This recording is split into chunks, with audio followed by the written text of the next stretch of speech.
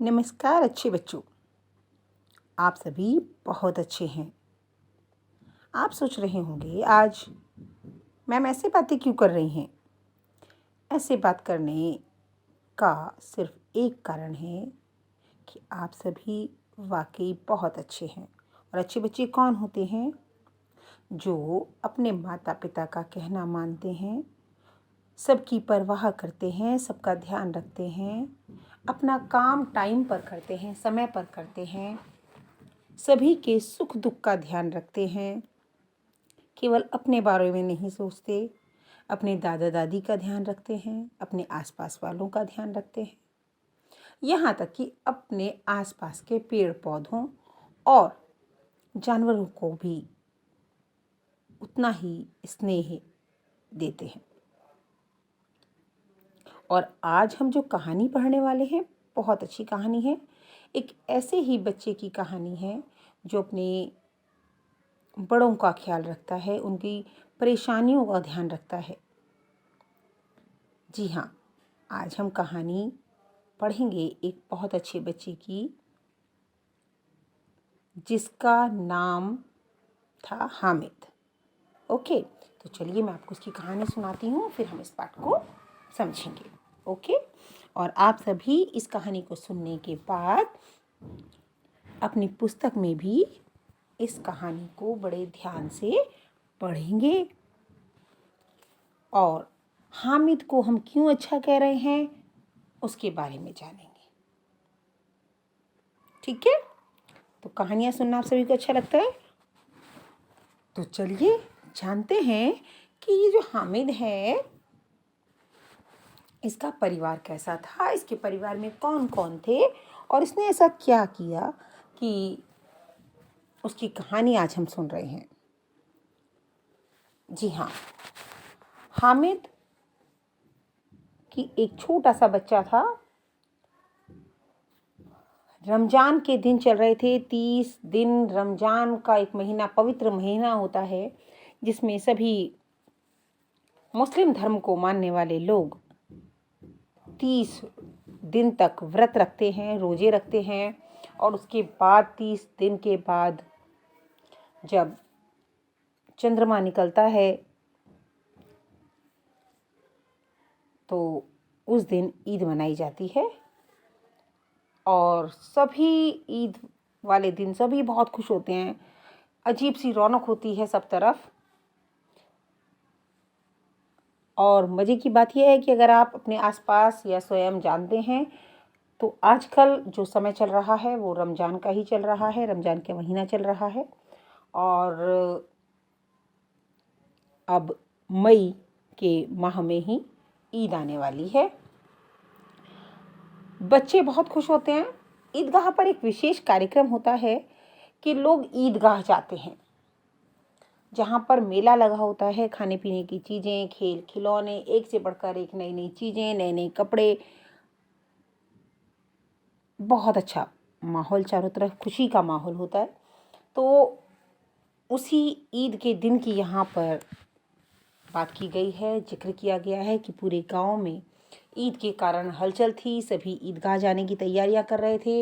ईदगाह में पहले लोग नमाज पढ़ते हैं और उसके बाद एक दूसरे के गले मिलकर ईद की मुबारकबाद देते हैं और उसके बाद खरीदारी करते हैं, मेले का मज़ा उठाते हैं और इस त्योहार को बड़े प्रेम और स्नेह के साथ मनाते हैं। अब गांव में जब ईद की तैयारियां चल रही थीं, सभी खुश थे। जो गांव के लड़के थे उनका एक ग्रुप था, वो भी बहुत खुश थे और सभी ने ईद के लिए अपनी कुछ सेविंग्स कर रखी थी, अपना कुछ पैसा जमा कर रखा था, कुछ घर वालों से मिला था। तो सभी बच्चे अपने अपने पैसे अपनी जेब में डाल रहे थे, काउंट कर रहे थे, गिन रहे थे बार बार कि मेरे पास कितने पैसे हैं और मुझे उन्हें किस तरीके से खर्च करना है। इस सब के विषय में भी लगातार उनके मन में और दोस्तों में चर्चाएं चल रही थीं। हामिद के कुछ मित्र थे, जैसे महमूद अपने पैसे गिनता है और खुश होता है कि उसके पास 12 पैसे हैं। मोहसिन के पास 15 पैसे हैं। और इनसे वो बहुत सारी चीज़ें खरीदने वाला था, जैसे खिलौने, मिठाइयाँ, बिगुल, गेंद, पता नहीं क्या क्या सोचा हुआ था उसने, और बहुत खुश था। हामिद भी बहुत खुश था। ईद होने से 4-5 साल का छोटा सा बच्चा, दुबला पतला सा, बहुत खुश था। आज ईद है। उसके आसपास के लोग खुश थे तो और खुश था। उसके पिता नहीं थे। उसके पिता 1 साल पहले हैजे की भेंट चढ़ गए, अर्थात उन्हें हैजा हुआ और उसके बाद उनकी मृत्यु हो गई। और उसके पश्चात माँ भी कुछ समय बाद उसे छोड़कर चली गई। उनकी बीमारी का भी पता नहीं चल पाया। अब बचा हामिद और उसकी बूढ़ी दादी। उसकी बूढ़ी दादी का नाम था अमीना। वह उन्हीं के साथ रहता था, उन्हीं की गोदी में सोता था, खुश था, क्योंकि उसकी दादी ने उसको बताया था कि उसके अब्बाजान उसके लिए पैसे कमाने गए हैं। बहुत अच्छी अच्छी चीज़ें लेकर वो आने वाले हैं। बहुत खुश था, आशा थी। उसके पैर में जूते नहीं थे, सिर पर एक पुरानी सी टोपी थी, लेकिन वो खुश था। दूसरों को अच्छे कपड़ों में देखकर वो खुश था। लेकिन अमीना बेचारी, जो उसकी दादी थी, वो बहुत दुखी थी, क्योंकि उसके घर में इतने बड़े दिन भी खाने के लिए दाना तक नहीं था। लेकिन हामिद अपनी खुशी से खुश था। अपनी दादी से कहता है आकर, दादी, अम्मा, तुम डरना मत, मैं ईदगाह से सबसे पहले लौट कर आऊँगा। लेकिन अमीना का दिल दुखी था, क्योंकि सभी बच्चे अपने पिता के साथ जा रहे थे, लेकिन हामिद का तो अमीना के सिवा कोई भी नहीं था। उसे लग रहा था कि कहीं बच्चा भीड़ में खो गया तो इतनी दूर कैसे जाएगा। 3 कोस दूर पड़ता था ईदगाह, जूते भी नहीं हैं उसके पास। और इस प्रकार से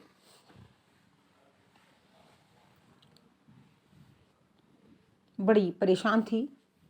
गांव के बच्चों के साथ हामिद मेले जा रहा था, और जैसे ही उसने देखा शहर के आसपास वो पहुँचे, सड़क के दोनों तरफ अमीरों के बगीचे, बड़ी बड़ी इमारतें, अदालत, कॉलेज, क्लब, घर दिखाई देने लगे।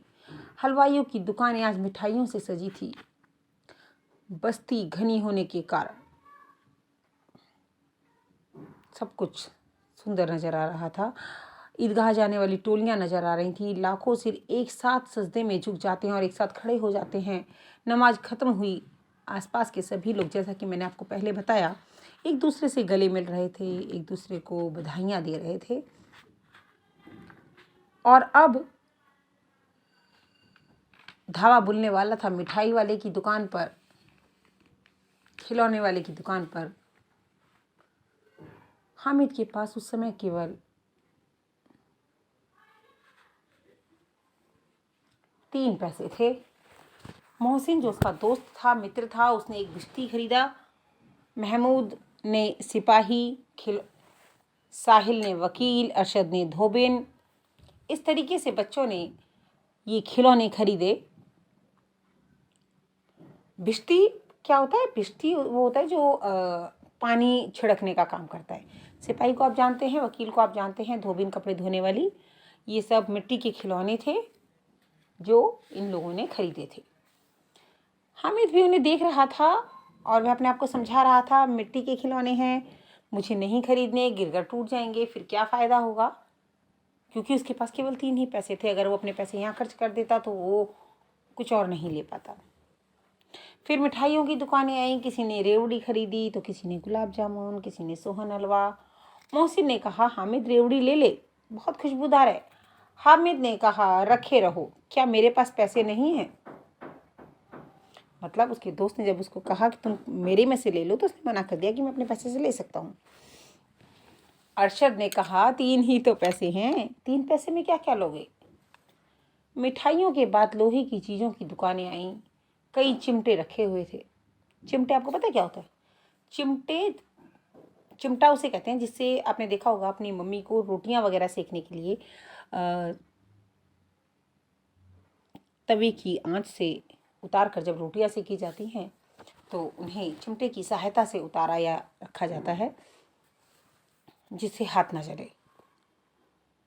हामिद को याद आया कि दादी के पास चिमटा नहीं है। तवे से जब रोटियां उतारती है तो हाथ जल जाता है।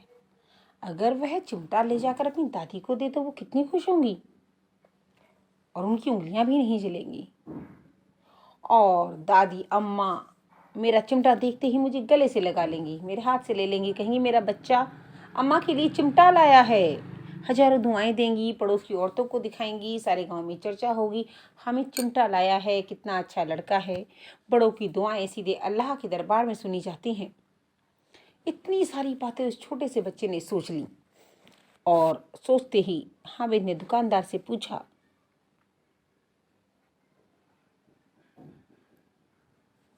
यह चिमटा कितने का है? 6 पैसे। कीमत सुनकर हामिद का दिल बैठ गया। हामिद ने कलेजा मजबूत करके कहा, 3 पैसे लोगे? दुकानदार ने बुलाकर चिमटा दे दिया। हामिद ने उसे ऐसे रखा जैसे कंधे पर बंदूक लेकर चल रहा है। दोस्तों ने मजाक बनाया, यह चिमटा क्यों लाया है पगले, इससे क्या करेगा? घर आने पर हामिद की आवाज़ सुनते ही उसकी दादी दौड़ती हुई चली आई, उसे गोद में उठाकर प्यार करने लगी और अचानक उसके हाथ में चिमटा देखा। यह चिमटा कहाँ से लाया? मैंने मोल लिया है। दादी ने पूछा, कितने पैसे का? उसने कहा, 3 पैसे का। अमीनान ने अपनी छाती पीट ली, गुस्सा हो गई, दुखी हो गई। कितना बेसमझ लड़का है, दोपहर हो आई, ना कुछ खाया ना पिया, क्या लाया ये चिमटा? सारे मेले में तुझे कुछ और नहीं मिला? दादी ने गुस्से से कहा। हामिद अपराधी भाव से बोला, तुम्हारी उंगलियां तवे से जल जाती थीं, इसलिए मैंने इसे लिया। इतना सुनना था कि अमीना का क्रोध तुरंत स्नेह में बदल गया। खुश हुई, बच्चे में इतना त्याग, इतना सद्भाव, इतना विवेक। दूसरों को खिलौने लेते देख, मिठाई खाते देख इसका मन कितना ललचाया होगा। वहाँ भी अपनी बुढ़िया दादी को याद कर रहा था। अमीना का मन गदगद हो गया। अच्छा, आंचल फैलाकर हामिद को दुआएं देती जाती और आंसुओं की बड़ी बड़ी बूंदें गिराती जाती। हामिद अपनी रोती हुई दादी के रहस्य को नहीं समझा, लेकिन आप समझ गए। आपने समझा कि हामिद की दादी क्यों रो रही थी। वो खुशी के, वो प्रेम के आंसू थे जिन्हें दादी अपने आंसुओं से झलका रही थी। आज के लिए इतना ही। धन्यवाद।